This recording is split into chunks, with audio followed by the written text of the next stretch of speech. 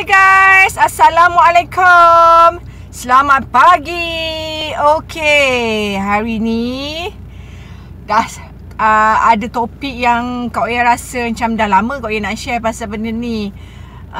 Sebab benda ni majority mengalami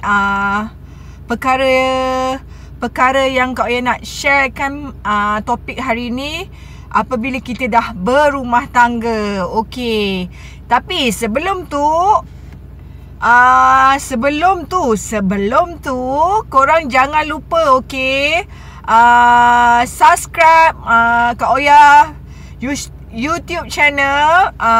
Kalau rasa Kak Oya punya YouTube channel ni memberi manfaat kepada korang semua, jangan lupa share, like dan komen dekat bahagian kolom di bawah. Kalau siapa yang tak tahu macam mana nak subscribe, korang nampak button loceng dan tulisan subscribe warna merah tu. Kalau Kak Oya mohon korang rajin-rajin lah. Lepas korang dah tengok, Kak Oya mohon jangan lupa subscribe Kak Oya punya video YouTube channel. Okay. So hari ni topik Kak Oya adalah topik panas. Okey. Apa topik yang Kak Oya nak cakap, nak bebelkan hari ni? Okey, topiknya adalah kalau kita dah berkahwin, macam contohlah kita baru mula nak berkahwin, kita dah daripada awal kita dah pasang niat kita kalau kita nak berkahwin, kalau boleh jangan duduk dengan mak ayah sendiri ataupun mertua, kerana memang banyak pro and kontranya. Serius. Okey. Sebab kalau topik yang Kak Oya cakap ada buruk dan baiknya apabila korang stay di rumah parents korang sendiri ataupun mertua korang. Contohnya Kak Oya cerita bagi contoh kat diri Kak Oya. Contohlah Kak Oya dah kahwin. Lepas tu Kak Oya nak duduk rumah mak bapak Kak Oya. Kak Oya ajak suami Kak Oya duduk sekali. Okey, kita cerita pasal Kak Oya Ni contoh. Okey, contoh Kak Oya ni version Kak Oya perempuan. Kalau Kak Oya ni anak duduk dekat rumah mak. Yang suami Kak Oya menantu. Okey. Ada pro and kontranya. Serius. Memang ada. Kalau boleh Kak Oya nasihat yang pasangan yang baru nak berkahwin, sebelum tu korang dah discuss awal-awal benda ni. Sebab benda ni lama-lama dia akan jadi worse. Dia akan jadi, disebabkan benda ni majority akan menyebabkan ke arah penceraian. Sebab kawan Kak Oya ada kerja di bahagian mahkamah syariah. So dia ada share lah, benda-benda ni adalah salah satu punca boleh mengakibatkan proses kita ke arah penceraian. Bukan sebab ni saja, adalah faktor-faktor lain, tapi ini adalah salah satu peratus yang boleh menyebabkan penceraian di kalangan rumah tangga. Okey. Sebenarnya kan Kak Oya nak cakap kat sini, ni bukan sebab mungkin bukan untuk semua lah. Kalau macam contoh korang dapat suami anak tunggal, lepas tu dan duduk, korang kenalah duduk rumah suami ataupun memang rumah mak ayah tu tak ada orang lain. Kalau dia seorang anak tunggal, bolehlah kita excuse lagi. Kita kena duduk dekat rumah mertua kita, sebab kita kena jaga mak mertua kita. Contohlah kalau macam Kak Oya menantu, suami Kak Oya tunggal, suami Kak Oya anak tunggal. So Kak Oya kena jaga, kena follow suami, sebab dah tak ada pilihan, sebab dia tak ada orang lain lagi. Itu tak apa. Tapi kalau untuk yang dah kahwin tapi dalam hati dah niat planning untuk duduk rumah mak ayah sendiri ataupun rumah mertua tu, nak pula jenis ramai orang duduk dekat dalam satu rumah, lepas tu sempit pula tu kawasannya kan. Memang korang kena fikirkan sesuatu. Sebab bukan Kak Oya nak cakap apa tau, sebab kita kena plan benda ni. Sebelum kita kahwin, kita kena discuss dulu dengan pasangan kita. Okay, I nanti dah kahwin dengan you, I tak nak duduk mak I dan I tak nak duduk rumah mak you. Maksudnya kita fair square. Kita dah decide awal-awal. Sebab benda-benda macam ni memang mula-mula parents offer. Contohlah parents Kak Oya ke atau parents dia offer untuk duduk sekali dalam satu bumbung. Mula-mula untuk perkahwinan yang mula-mula memang semua okey. Tapi dah lama-lama dia akan jadi masalah di kemudian hari. Sebab dia bukan nak kita nak suruh beli rumah. Ni bukan nak suruh beli rumah ke at first bukan nak terus beli rumah. Sebab kita tahu ada orang nasib-nasib dalam perkahwinan terus biasanya first atau tahun pertama dan tahun kedua kita akan survive untuk dalam ekonomi rumah tangga. Tak suruh terus beli rumah. Biasanya setiap permulaan dalam perkahwinan tu orang akan sewa dulu rumah, sewa. Bukan kita suruh terus beli on the dot. Sebab perkahwinan kita ada stage dia. Sebab biasanya it's a bonus kalau you berkahwin dengan orang yang senang. Kalau sama-sama pasangan suami dan isteri baru sama-sama nak naik, itu different situation. So bagi Kak Oya okay, kita simple saja benda ni. Kita bukan nak rumah besar ke apa. At least kita permulaan perkahwinan paling busuk pun kita sewa pun tak apa. Sebab banyak sebab sebenarnya. Antara banyak kes rumah tangga bergaduh adalah sebab kita duduk satu rumah, duduk sebumbung. Dan isteri ini Kak Oya cerita YouTube Kak Oya ni, Kak Oya cerita pasal perempuan. Sebab Kak Oya perempuan, Kak Oya letakkan diri Kak Oya sebagai wanita, okey? So bila kita macam Kak Oya sebagai seorang isteri, Kak Oya rasa tak selesa. Kita duduk satu rumah walaupun memang macam contoh kalau Kak Oya duduk mak Kak Oya sendiri, Kak Oya okey, selesa, tapi suami Kak Oya tak selesa. Faham tak? Kita kena tengok side lelaki ataupun perempuan. So kalau macam Kak Oya perempuan, okey, Kak Oya cakap bagi pihak isteri-isteri kat luar sana, secara jujurnya kalau kita duduk rumah mak mertua, kita akan rasa tak selesa. Bukan kita benci ke apa, tak. Kena faham kat sini. Kita sebagai seorang isteri, kita akan rasa tak selesa. Lepas tu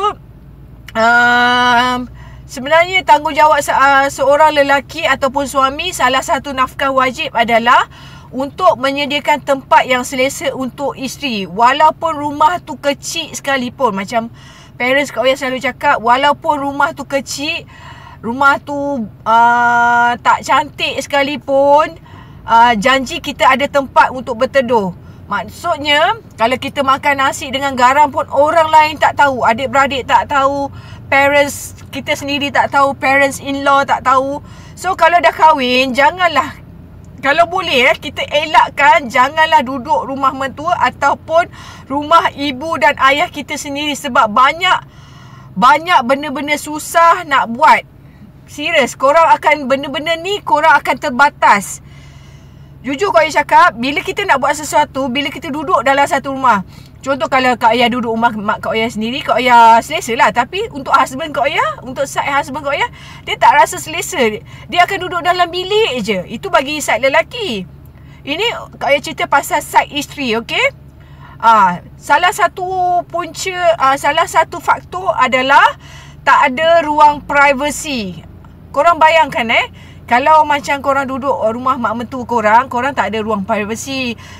Yelah kalau korang nak manja dengan husband, yelah pasangan baru kahwin kan, dia nak manja-manja dengan suami, nak duduk, nak macam belangkas, duduk sama-sama, nak bermanja-manja. Tapi takkan nak buat manja-manja tu depan mak ayah, betul tak? Ataupun adik-beradik lain. Korang bayangkan dalam satu rumah ada mak mentua korang, lepas tu ada adik-beradik lain. Tak kisahlah dalam adik-beradik dalam rumah tu ada lelaki dan adik-beradik perempuan. Korang cuba bayangkan, takkanlah korang nak manja-manja depan diorang semua. Benda tu akan terbatas, tak ada ruang privacy. Kan nampak awkward. Nanti orang kata mengada pula. Kita mula-mula memang kita bukan nak prejudge, tapi benda ni manusia guys, manusia. Dia akan tiba-tiba akan prejudge. First month, 2 month bolehlah bersabar, tapi orang lama-lama akan, korang bayangkanlah benda yang sama kita nak adapt kan. So akan jadi awkward nak buat macam tu, nak mengada-ngada. Nanti adik-beradik atau parents in law akan mengata bercakap juga. At the end of the day, diorang akan bercakap juga, wife si Polan ni mengada-ngada lah, nak manja-manja lah, nak klesi-klesi lah, nak dekat-dekat macam kucing kan. So nak manja-manja takkanlah dalam bilik aja kan. Korang bayangkanlah, korang just imagine kalau orang kaya, rumah besar, kawasan tu besar, tak apa. Just imagine kalau pasangan yang rumah tu, ni kau yang cerita secara general, tapi kau yang mau fokus kalau orang tu dia duduk dalam rumah yang kecil, sempit, kawasan ruang terhad. Korang bayangkan, takkan nak bermanja dalam bilik je. Kadang-kadang kita nak gak bermanja dekat depan TV, nak manja-manja kita tengok makan-makan kat luar kan. Korang bayangkan first month, 2 month, third month, a few months boleh bertahan. Tapi takkan bertahun-tahun korang nak tahan je benda tu, duduk dalam bilik je. Lepas tu korang akan rasa kadang-kadang tidak selesa. Ada waktu kadang-kadang orang ni selagi namanya manusia, tipulah, sebab kita ni sebagai manusia mesti kita ada mood swing, mood kita turn down. Mana ada kita nak kontrol baik je. Mesti kita ada rasa penat kita, mood kita swing. Ada masa kita, come on, manusia bermain dengan emosi tu normal. Takkan kita mood kita baik aja. Mesti ada mood swing, betul tak? So kadang-kadang bila kita duduk-duduk je, ada je benda tak kena kan. Pernah tak korang alami benda-benda macam tu? Yelah, contoh, walaupun yelah, mesti ada, sebab kita as a human being, benda tu normal. Kalau kita ada mood swing, takkan kita nak kontrol. Kita tengah tak ada mood ni, kita bergaduh dengan suami kita ataupun isteri kita, kita tengah tak ada mood, mesti macam kita nak kontrol. Bila keluar daripada bilik je, kita nak kena kontrol benda-benda tu. Sebulan 2 boleh lah kita tahan. Tapi kalau nak makan bertahun-tahun macam ni, kita nak mengadap, kena kontrol je 24/7, jadi gila weh. Serius kau yang cakap, boleh jadi gila. Sebab lagi satu, bab-bab pakaian, bab-bab pakaian kita akan terbatas, baik suami ataupun isteri. Macam suami, ada masa dia macam tak nak pakai baju ataupun nak pakai seluar pendek. Tapi tak, kalau dia duduk rumah mertua dia, takkanlah dia nak pakai 24/7 pakai seluar pendek. Betul, kenalah pakai t-shirt all the time, pakai seluar sopan kan. Sama juga dengan isteri, si isteri. So bila pakaian tu terbatas, bila duduk dengan ayah dengan mak mentua, baju kelawar tak sesuai kita pakai kat luar. Sebab dia ada baju kelawar kan. Takkanlah kita nak buruk-buruk je pakai depan mak mentua, adik-beradik lain. Nak ada lelaki dengan perempuan duduk. So kalau macam suami ada adik perempuan, so dia macam segan. Kalau perempuan pula duduk rumah suami, duduk mak mentua, adik-beradik lelaki dia, takkan kita nak pakai. Kita kena kontrol pakaian kita. Kadang-kadang pada ruang ketiak tu kan nampak seksi kalau kita pakai baju kelawar kan. So nampak memang terbatas. Kadang-kadang benda-benda macam tu kita kena jaga. Bahaya kalau ada adik-beradik lelaki. Kalau macam lelaki tu boleh kontrol juga. Suami kita kan ada adik-beradik perempuan, dia ada batas-batas aurat dia. So macam kalau kita duduk rumah suami kita, rumah mak mentua, lepas tu suami kita ada adik-beradik lelaki, pakaian kita kena jaga, batas-batas pergaulan diorang. Yelah, benda-benda kita minta touchwood. So daripada segi pakaian kita akan terbatas. Ada masa kita nak nak buka tudung, takkanlah yang pakai tudung pula takkan 24/7 kau kena 24 jam bertudung. Yelah, sebab ada mak mentua, ada ayah mertua, ada adik-beradik lelaki lain. So kita kena kontrol benda tu daripada segi pakaian. So dalam bilik je korang boleh tak pakai, yelah pakai seluar pendek ke, singlet ke dengan suami. Tapi kita kontrol benda-benda macam tu. Memang kau yang cakap benda-benda macam ni, lepas tu bahaya daripada segi keimanan antara ayah mertua dan adik-beradik lelaki. Benda ni memang nampak macam klise, tapi benda tu zaman sekarang memang terjadi, memang menakutkan. That's why Kak Oya cakap bab pakaian kita terbatas, nak pakai itu tak boleh, nak pakai ini tak boleh. Kau kena kontrol 24/7 all the time. Kena pakai kemas, cantik. Takkan nak pakai buruk-buruk depan mak mentua korang kan. Korang kenalah pakai elok-elok. Macam suami kenalah pakai sopan.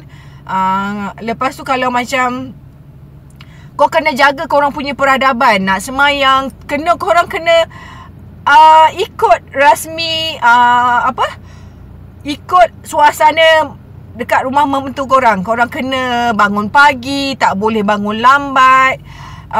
Yelah macam robot, korang kena bangun pagi. Bagi kalau suri rumah tak bekerja, memang boring. At least kalau yang bekerja tu adalah juga dia boleh keluar jumpa orang luar kan. Tapi kalau orang yang kalau isteri korang seorang suri rumah 24/7 mengadap benda-benda tu, korang bayangkan bertahun-tahun. Korang bayangkan dalam seminggu ada 7 hari. Lepas tu korang bayangkan sebulan ada berapa minggu. Korang bayangkanlah isteri korang mengadap benda-benda tu. Tepu benda-benda tu diorang simpan. Lama-lama dia akan jadi meletup guys. Dengar cakap Kak Oya. Sebab that's why Kak Oya cakap macam aurat dia terbatas. Lepas tu kita kena kontrol. Ada masa manusia guys, ada masa kita nak kena bangun. Kita ada masa kita nak bermalas-malasan, malas nak buat kerja, malas nak masak, nak baring-baring. Lepas tu kita malas nak bangun pagi. Ada timing-timing kita. Mula-mula bolehlah sabar lagi. Tapi kalau dah lama-lama, benda ni akan meletup guys. Lepas tu kalau macam contohlah, kalau kita tak sihat pun kita kena berlakon sihat. Contoh, kita ni manusia, mesti ada mood kita tak betul, mood kita swing. Lepas tu kita punya kesihatan pun mesti ada up and down. Mesti ada demam, tak sihat semua. So, bila kita tak sihat pun kau kena berlakon jadi sihat. Sebab takkanlah mak mentua kau mesti cakap adik-beradik lain, kita tak tahu mulut orang guys. Mesti kata alah mengadalah kakak ipar tu, mengadalah adik ipar tu. Tahu mulut orang.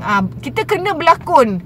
Kalau kita sihat, tak sihat pun kita kena berlakon jadi sihat. Sebab kadang-kadang kita manusia guys. Kadang-kadang bila badan time tak sihat pun, tak sihat tu, kita mesti ada rasa perasaan malas yang teramat sangat. Jujur Kak Oya cakap, macam Kak Oya sendiri, Kak Oya jujur Kak Oya cakap, ada masa Kak Oya ada mood nak masak, ada masa Kak Oya rasa macam malas, aku nak tidur je, aku nak duduk. Macam kita manusia, kita ada masa kita perlukan rehat, nak baring, kita kita nak ada me time, nak ada pergi jumpa kawan-kawan. Kita manusia guys. Korang kena faham, kesian isteri korang. Nak kalau dia suri rumah mengadap 24 jam, tak boleh jumpa kawan, tak boleh buat tu, tak boleh buat ni. At first boleh tahan guys, tapi korang bayangkanlah kalau makan tahun. Korang bayangkanlah kalau isteri korang ni dulu masa dia remaja, dia ni seorang aktif, seorang berkejaya.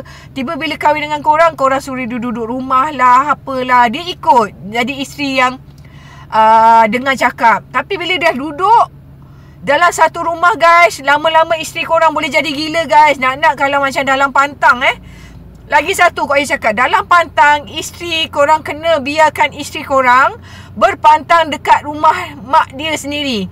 Sebab Kak Oya secara jujurnya, Kak Oya 4 orang anak. 4 orang anak Kak Oya, semua 4 ni Kak Oya berpantang di rumah mak Kak Oya sendiri. Kak Oya tak nak pantang rumah mak mentua. Bukan kita nak judge apa mak mentua, unless kalau tak ada pilihan, Kak Oya kena berpantang rumah mak mentua, Kak Oya pergi. Tapi Alhamdulillah Kak Oya berpantang semua dekat rumah mak Kak Oya sendiri. Sebab korang kena bayang para suami kat luar sana, seorang isteri dia lebih selesa berpantang di rumah mak dia sendiri. So para suami kena bagi keizinan untuk wife korang berpantang di rumah mak dia, rather than dia berpantang di rumah mak mentua dia. Sebab dia tak selesa. Semua benda korang kena kontrol. Benda-benda tu korang bayangkanlah, dah lah dia dalam pantang, janganlah bagi stres. Korang bayangkan kalau rumah mak mentua tu jenis orang suka datang rumah bila masanya dia nak tidur. Korang bayangkan. Macam Kak Oya, Rumah mak kau ayah memang mak kau ayah suruh tidur je. Sebab dalam pantang kau kena pentingkan tidur. Sebab orang dalam pantang ni, dia dah lah banyak urat putus. Dia tak boleh stres. Nanti kesan dia akan meroyan. Korang faham tak? Dia tak boleh menangis. Dia tak boleh. Perasaan dia kena jaga. Dia kena tatang bagai minyak yang penuh masa dalam pantang. Dia tak boleh buat kerja. So korang bayangkan kalau dia duduk rumah mak mentua, takkan dia nak baring je. Walaupun mak kata baringlah. Tapi korang bayangkan kalau tiba-tiba ramai orang datang nak melawat, nak tengok. Macam Kak Oya, rumah mak Kak Oya, masa Kak Oya dalam pantang, tak ada orang. Orang datang bila baby dah 44 hari baru orang datang. Tak ada nak duduk bertinggik lama dekat rumah tu. Tak ada. Sebab kita dalam pantang guys, emosi. Dia orang kena banyak rehat. Sebab wanita dalam pantang, dia tidur dia tak tentu. Sebab baby kadang-kadang berjaga. Dia ada ups and down. Mood baby ni ada masa dia berjaga pukul 2-3 pagi sampai tak tidur nak menyusu. Korang bayangkan, kalau kita duduk rumah mak mentua, mesti ada ramai saudara mara nak datang melawat. Takkan kita nak 24 jam. Kita kena kontrol tau. Korang tak boleh suka hati nak menyusu. Korang bayangkan kalau ada setengah parents bagi mak mentua bagi kita bilik masa dalam pantang tu lain. Korang bayangkanlah kalau korang dalam pantang duduk dekat ruang tamu. Korang bayangkan dengan ada adik-beradik lelaki, dengan ada ayah mertua. Macam mana korang nak kontrol bila bab-bab menyusu? Sebab korang kena baring. Dalam pantang, isteri kena baring, kena rehat. Macam menyusu kita nak baring. Takkanlah kita nak duduk sakit pinggang guys. Kena fikir benda-benda macam tu. Nampak macam klise. Tapi benda ni bermain dengan emosi. Lama-lama wife korang simpan. Setiap tahun korang nak ada zuriat dengan dia. Tapi korang tak fikir perasaan dia. Korang fikir perasaan korang je. Tapi tak fikir perasaan isteri korang. Okey ke dia duduk rumah mak mentua, berpantang rumah mak mentua, duduk dekat ruang tamu, nak menyusu tak boleh. Takkan kau nak baring 24 jam je dekat ruang tamu tu kan. Orang cakap apa, nak pula ada ayah mentua, ada adik-beradik lelaki. Fikir guys, benda-benda ni kesian tak? Orang dalam pantang tak boleh emosi. Benda-benda tu nampak macam, korang nampak macam benda kecil. Sebenarnya benda tu akan jadi besar. Dengar cakap Kak Oya. So kalau dalam pantang, biarlah isteri korang berpantang di rumah mak dia sendiri. Lagi dia selesa. Serius, dia lagi selesa. Walaupun korang dapat offer daripada mak mentua nak jaga korang, lepas tu korang ada mak sendiri, better korang berpantang di rumah mak korang sendiri. Sebab lebih selesa. So lagi satu, selain daripada tu, kalau kita duduk satu rumah dengan mak mentua, makanan kita kena kongsi. Betul tak? Lepas tu kalau korang nak buat apa terbatas, makanan kena kongsi. Lepas tu kalau kau nak masak kan, kalau nak pula anak dara yang baru berkahwin, belum pandai masak, engkau kena, dah lah kita tak pandai masak. Contoh ini bagi orang yang baru berkahwin, kita tak pandai masak, kita kena perhati je cara mak mentua kita masak. So kita dah buat sehabis baik, kita follow je apa yang mak mentua kita masak, cara potong. Sebab nampak macam klise, tapi benda-benda ni akan jadi besar guys. Contohlah kita sometimes tekak kita nak rasa makan mahal. Contoh itu kalau orang yang bekerja Kalau orang yang macam suri rumah, ada masa dia teringin nak makan itu.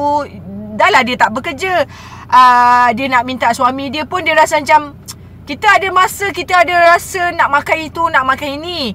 Lepas tu kita akan simpan hasrat kita nak makan itu. Sebab dalam rumah adik-beradik ramai. Lepas tu kita tak semua mak mentua ke ayah mentua boleh terima selera tekak kita. Faham tak?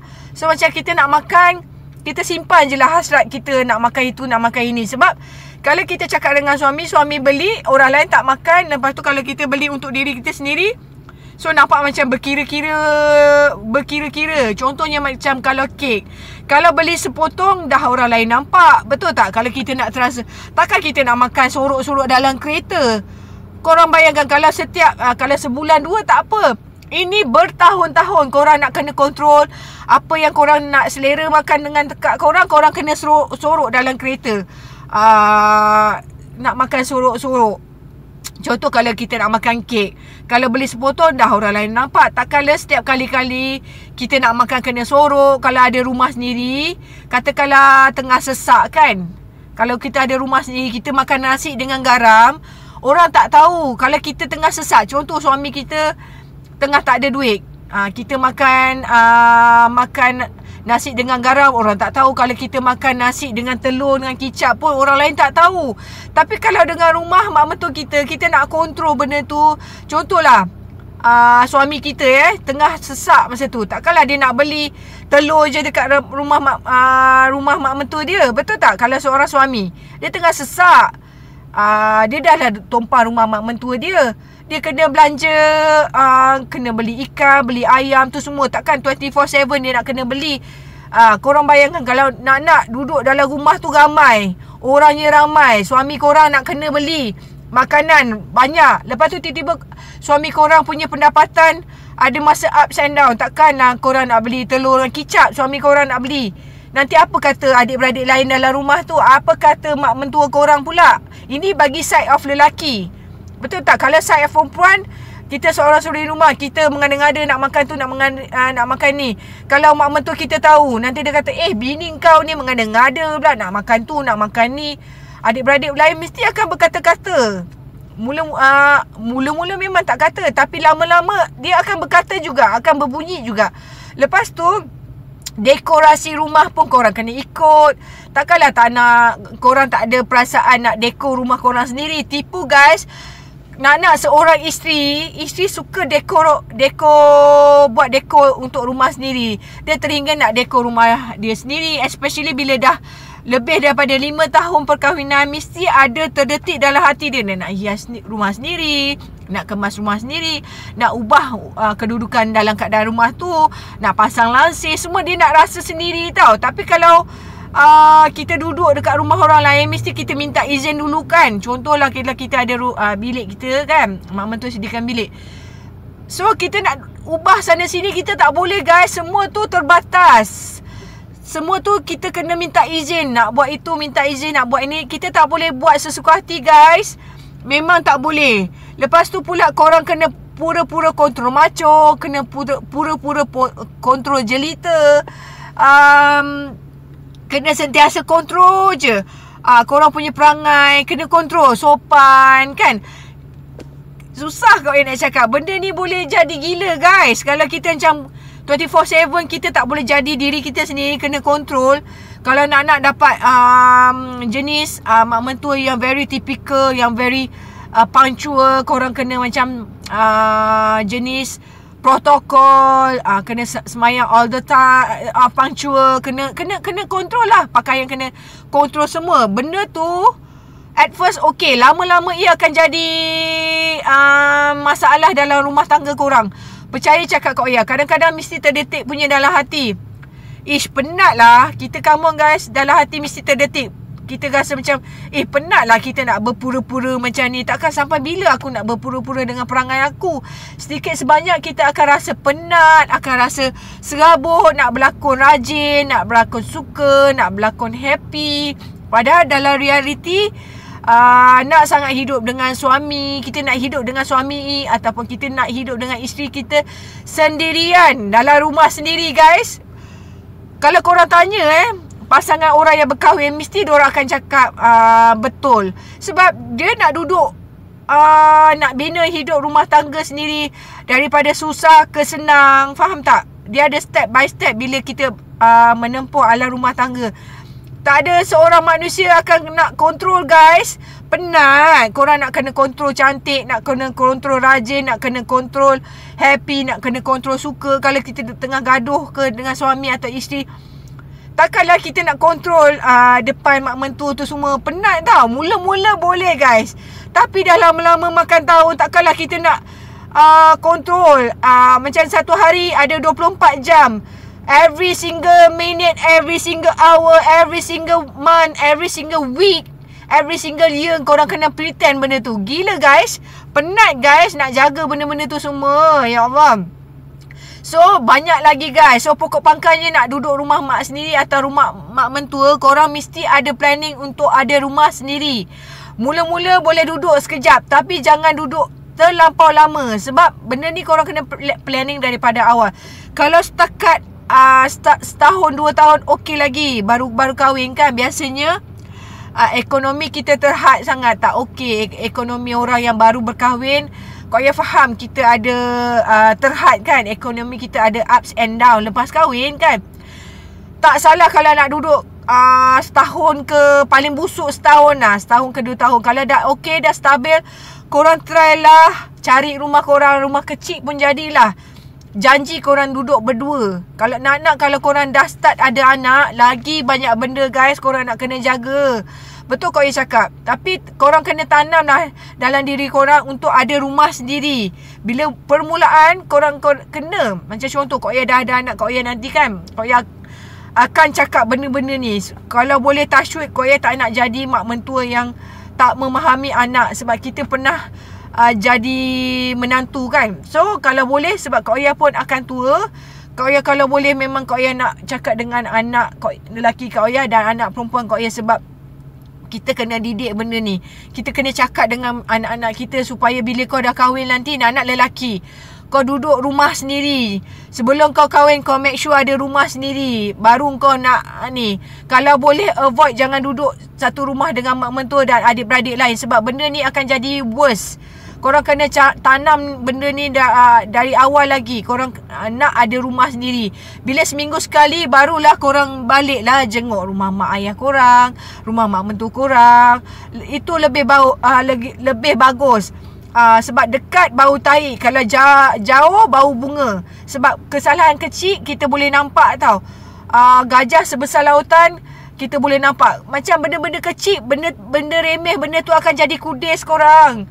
Masalah-masalah kecil tu akan jadi besar nanti. So lebih baik korang avoid that at all cost. Korang kita elak daripada berlaku. Sebab kita nak jaga hubungan ni, benda ni prolong tau, prolong relationship. Kita nak jaga hubungan kita dengan suami kita, kita nak jaga hubungan kita dengan adik-beradik kita nak jaga hubungan kita dengan adik-beradik ipar kita, hubungan kita dengan mak kita sendiri, mak bapak kita sendiri, hubungan kita dengan mak mentua kita semua, bapak mentua kita. So banyak benda kita kena jaga guys. Lebih baik kita cegah daripada berlaku benda-benda macam ni. Kita nak kahwin untuk jangka masa yang lama. Takkanlah korang nak kahwin benda ni sekejap, betul tak? So bila kita ada rumah sendiri, barulah seronok kita ada feeling nak balik, rasa nak balik kampung, nak jumpa mak mentua kita, nak jumpa mak bapak kita. Barulah ada rasa perasaan tu, betul tak? Kalau kita duduk satu rumah, kita dah biasa duduk jumpa mak mentua kita. Korang bayangkanlah kalau korang nak balik rumah mak korang pun, ada setengah parents in law tak faham. Dah lah kita dah duduk 24/7 rumah diorang. Kita ada masa kita nak balik rumah parents kita sendiri, betul tak? Nak raya, take stand, benda-benda macam ni. Benda-benda macam ni dia akan jadi besar guys. Dengar cakap Kak Oya. So jangan benda-benda macam ni, biarkan benda ni jadi pendam. Sebabnya apa tau, dia akan jadi besar kalau korang biarkan benda ni lama. Sebab kalau makin lama dia akan jadi kudis guys. Serius kau cakap. Sebab memang banyak risiko daripada kebaikan korang duduk satu rumah sekali. Serius kau cakap. So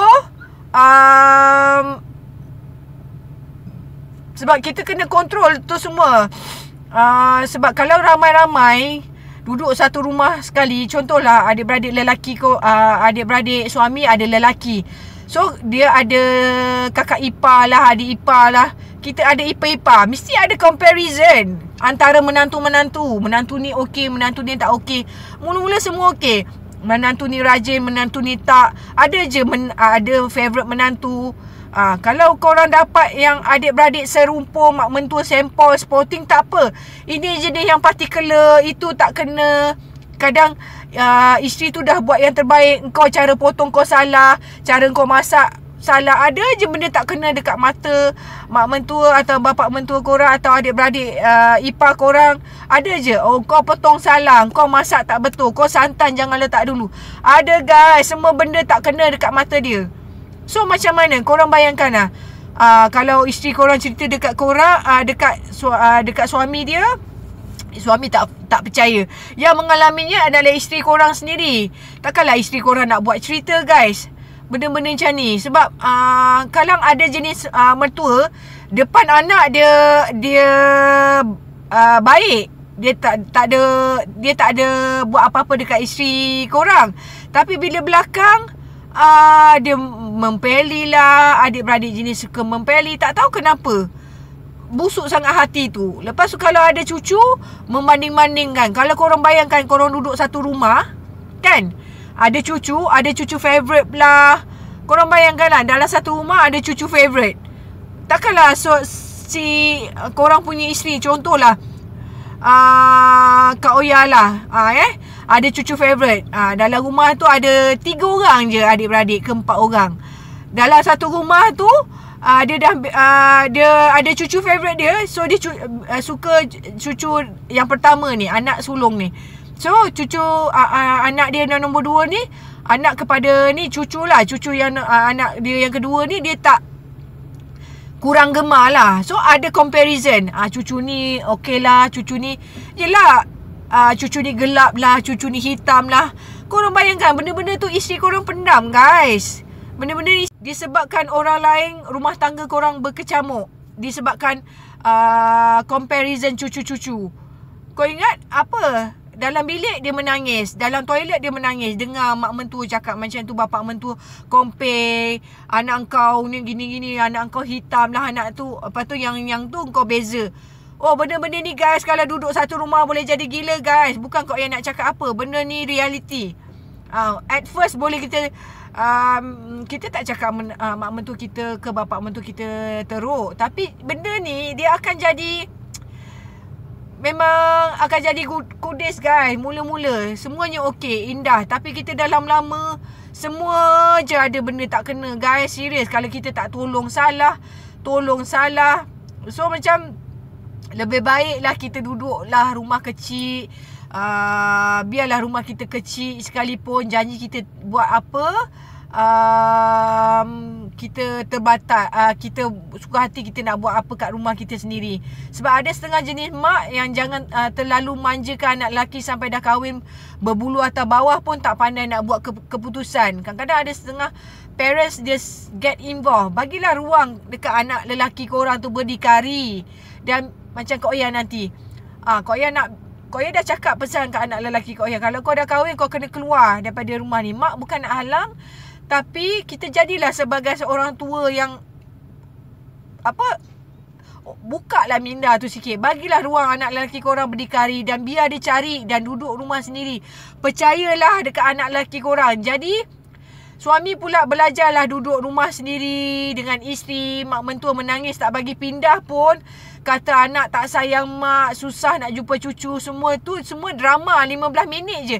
Lepas tu dah okey dah. Bila korang dah duduk rumah korang sendiri, mak korang okey je. Sebab lelaki yang duduk rumah mak mentua biasanya okey je, tapi tidak kepada isteri. Untuk isteri, tidak okey duduk dekat rumah mak mentua. Dengar Kak Oya cakap, rumah tangga yang kita bina ni, kita kena jagalah baik-baik. Ini adalah amanah. Bila kita duduk rumah sendiri, suami akan rasa lebih bertengah.